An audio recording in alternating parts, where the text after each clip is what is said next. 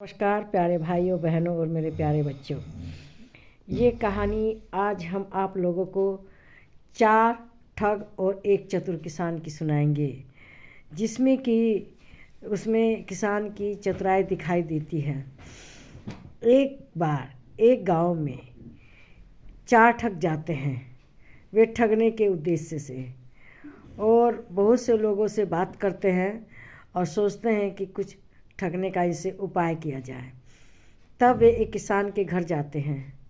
उस किसान से कहते हैं कि देखो, हम 4 तरह की बात कहेंगे। अगर तुम उसको कहोगे कि नहीं ऐसा नहीं हो सकता, तो तुम्हें हम सबको 400 रुपये देने पड़ेंगे। तुम भी कहो ऐसी बात। अगर तुम ऐसी बात कहोगे कि हम कहें कि नहीं ऐसा नहीं हो सकता, तो हम चारों 400 रुपये देंगे, 1600 रुपये आपके पास हो जाएंगे। उसने कहा ठीक है, मुझे मंजूर है।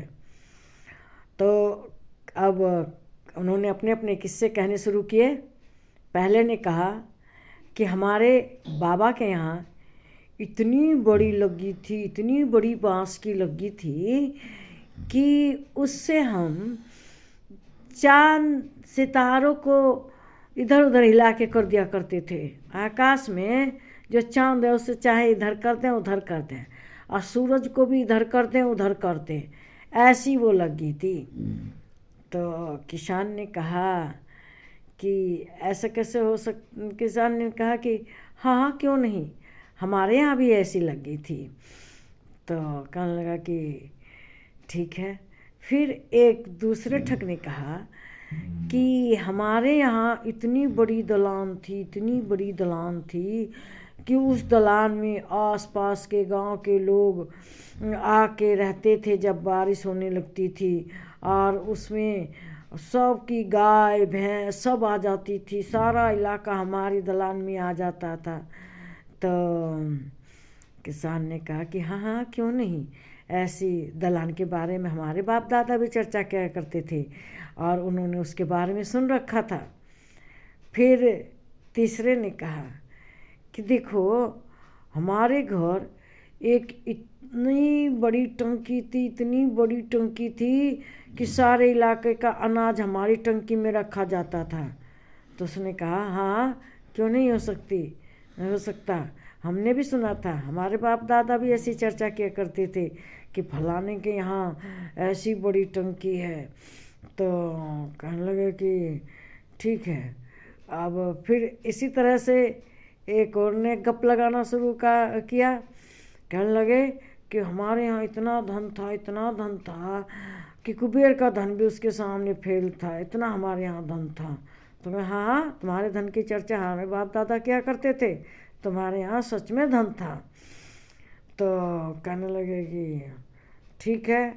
अब चौथा कहा कि देखो, हमारे यहाँ ऐसी गाय थी, इतना दूध देती थी, इतना दूध देती थी कि सारे इलाके के लोग उसके दूध को पी के पेट भर जाया करता था।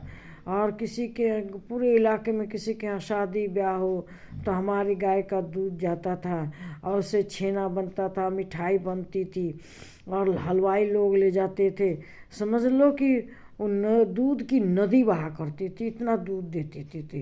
कहने लगा हाँ, तुम्हारी गाँव के बारे में हमने सुना है, हमारे बाबा भी कहा करते थे कि फलाने के यहाँ ऐसी गाय थी कि दूध की नदी बहती थी।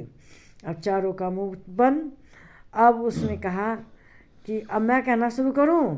कहने लगे कि हाँ कहो, कहो कि पीछे तो नहीं हटोगे। कहने लगा नहीं नहीं नहीं, हम नहीं हटेंगे पीछे। कहने लगा देखो, मेरी एक शादी हुई, वो शादी हुई तो लड़की कुछ लंगड़ी सी थी, लंगड़ी नहीं थी, ठीक ठाक थी। तो वो कहने लगा कि वो मेरे बाबा को पसंद नहीं आई। कहने लगा कि ऐसी लड़की को हम नहीं रख सकते अपने घर, और उन्होंने उसको छोड़ दिया। फिर दूसरी शादी हुई तो वो मेरे पिताजी को ठीक नहीं लगी, वो उससे कहने लगे ये लड़की ठीक नहीं है। फिर मेरी तीसरी शादी हुई, वो मेरी माँ से झगड़ा किया करती थी तो उसको भी छोड़ दी। फिर मेरी चौथी शादी हुई और वो भी ठीक नहीं लगी, उसको भी छोड़ दिए। तो कहने लगे अब चारों कहाँ हैं? कहने लगे पहली तो तुम्हारे पहले नंबर के पास है, दूसरी दूसरे के यहाँ है, और तीसरी तीसरे की पत्नी है, और चौथी चौथे की पत्नी है।